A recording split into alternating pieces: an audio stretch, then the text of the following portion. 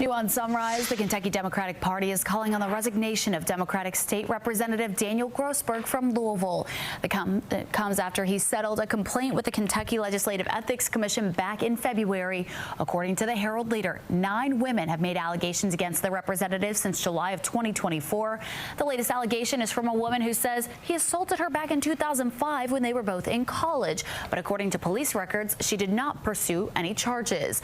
In a statement to the Herald Leader, Grossberg denied the allegation and said it's the first time he's hearing of the claim.